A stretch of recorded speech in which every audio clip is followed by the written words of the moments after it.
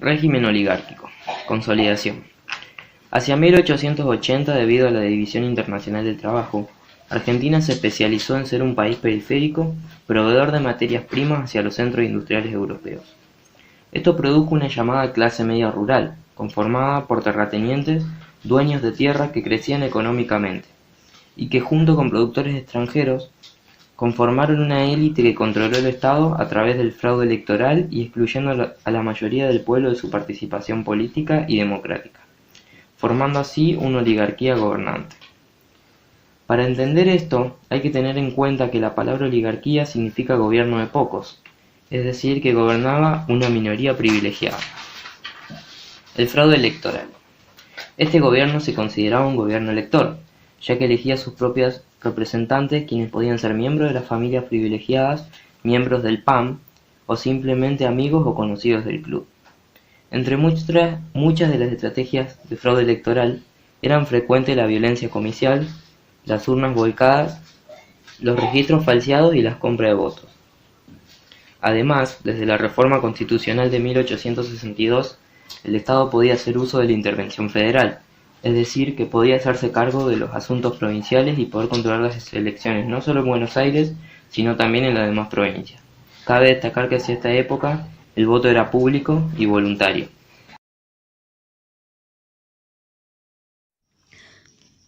Hacia 1880 se avanzaba en la etapa de consolidación del Estado argentino, simultáneamente con el desarrollo del capitalismo, el cual va de la mano con el modelo agroexportador.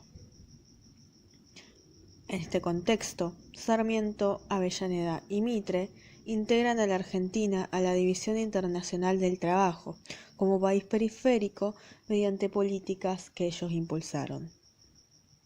Para esto, se precisaron soluciones a viejos problemas económicos, siendo necesario suprimir las aduanas interiores que impedían la formación de un mercado interno y nacionalizar la aduana de Buenos Aires, cuyos recursos hasta entonces solo habían beneficiado a esa provincia.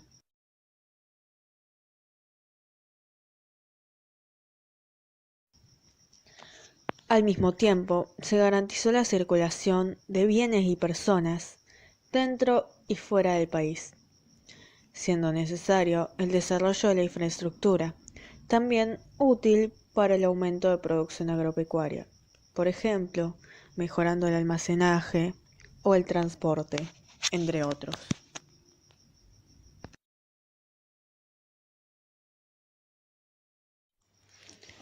Este conjunto de medidas dio lugar a que el modelo se caracterice por participación de capital extranjero, destinado a crear las condiciones financieras e infraestructura adecuada para la producción agropecuaria y el de las exportaciones. Se incorporaron nuevas tierras necesarias para la producción agrícola y ganadera. Se consolidó el poder económico y político de los grandes productores del área pampeana relacionados al capital extranjero. La intervención del Estado, que buscaba generar las condiciones primordiales para el funcionamiento del modelo.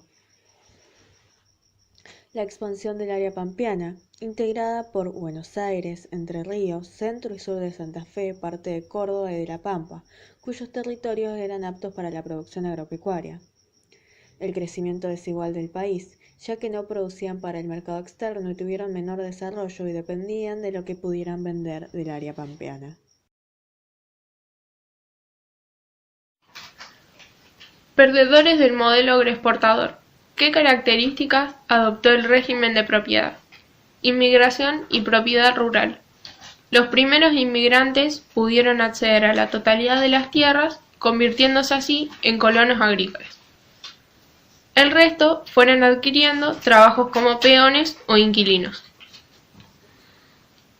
La situación de los colonos era variable y dependía de precios internacionales, costos de alquiler y transporte. Vicisitudes del colono agrícola. Los colonos deben pagar la roturación de la tierra entregando sus cosechas durante 5 años al Estado.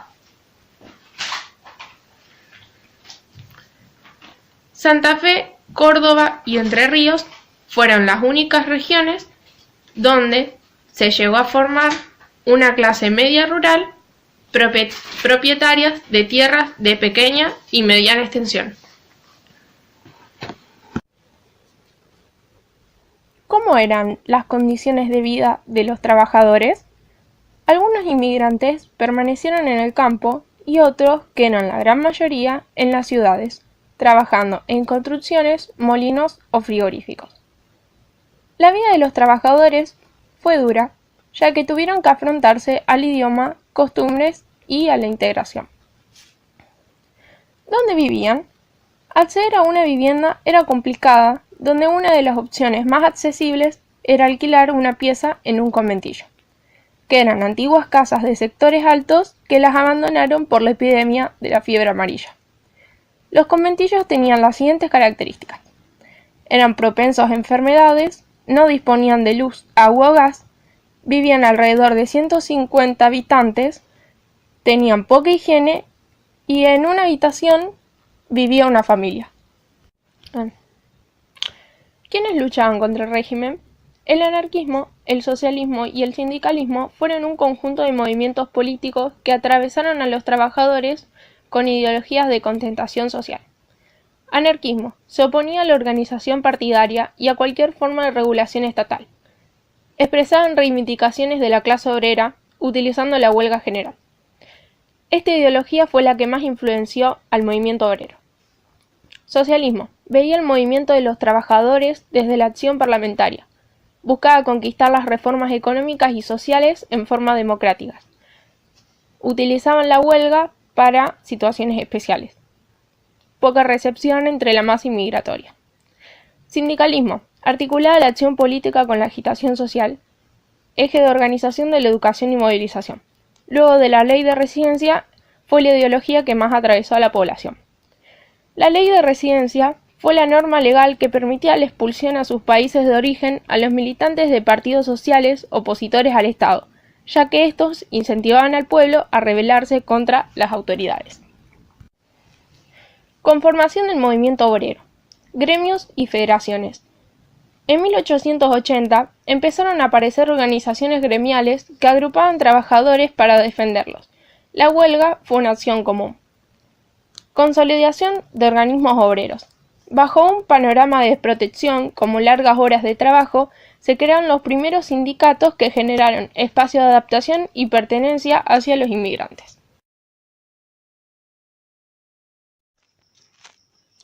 Alrededor del 1900, un sector del grupo gobernante consideró que la prosperidad alcanzada podía peligrar de no atenderse los reclamos de la oposición.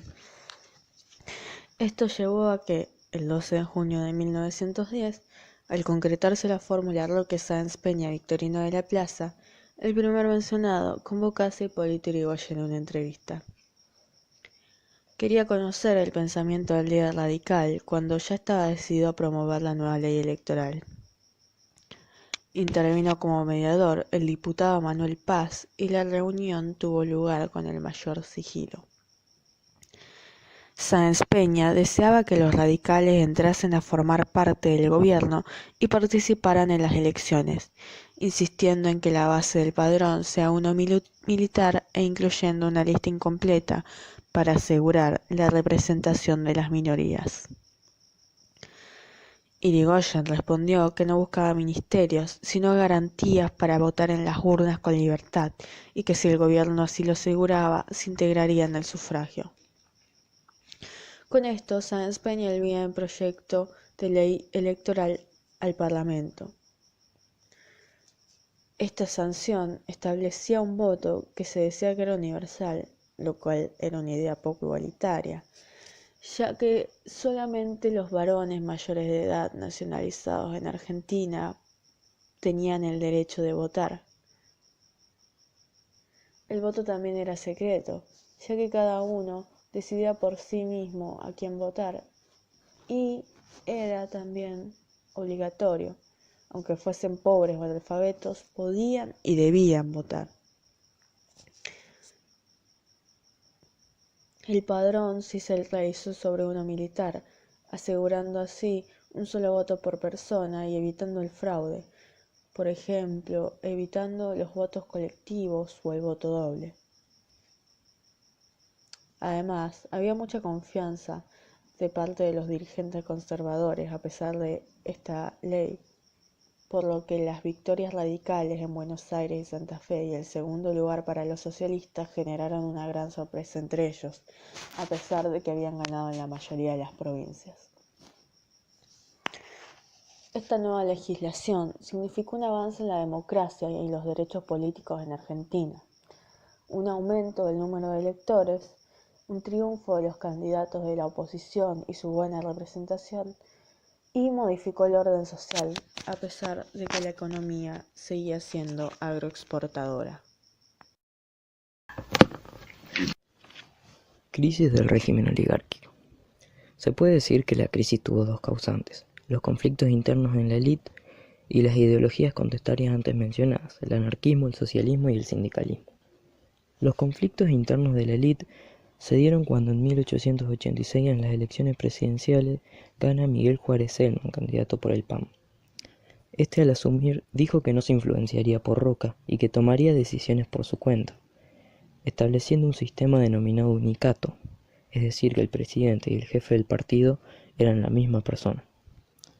El unicato llevó a una fuerte crisis económica que generó descontento social, ideologías contestarias y manifestaciones populares como la Revolución del Parque, que fue la más famosa.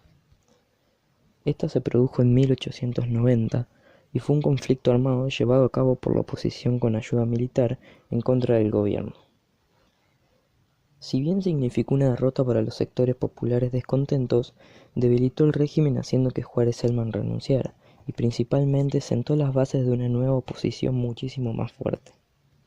Hacia la época, solo existía un partido político de oposición, que era la UCJ o Unión Cívica de la Juventud, fundada en 1889, que luego se dividió en la Unión Cívica, que a través de un acuerdo se fragmentó en dos partidos: la Unión Cívica Radical, UCR, comandada por Leandro Alem, y la Unión Cívica Nacional, UCN, comandada por Mitre. Reformas de 1912. Posible solución o salto al vacío. Ante la llegada de la oposición, el régimen debía adaptarse a los reclamos de la misma. Por eso es que impulsó una serie de reformas para asegurarse las elecciones sin recurrir al fraude electoral. Estas reformas fueron: la reforma uninominal, que establecía que cada ciudadano votaba por un candidato y no por una lista. Luego, en 1905, se sancionó un sistema de lista completa, donde el voto no era a viva voz, tampoco era secreto y además era escrito. Luego, en 1910, se sanciona la ley Sáenz Peña, establecía ahora sí un voto universal masculino para mayores de 18 años, secreto y obligatorio. Pero volviendo a la pregunta anterior, a raíz de esto podemos decir que las reformas fueron un salto al vacío, ya que por ejemplo en 1912 el radicalismo ganó en Entre Ríos y Santa Fe y la banca del socialismo creció notablemente. Pero la verdadera caída del régimen se dio en 1916, cuando en las elecciones presidenciales, ante la sorpresa de todos, al régimen no lo vota nadie y gana Hipólito Yrigoyen, candidato por la Unión Cívica Radical, imponiéndose notablemente ante el Partido Autonomista Nacional.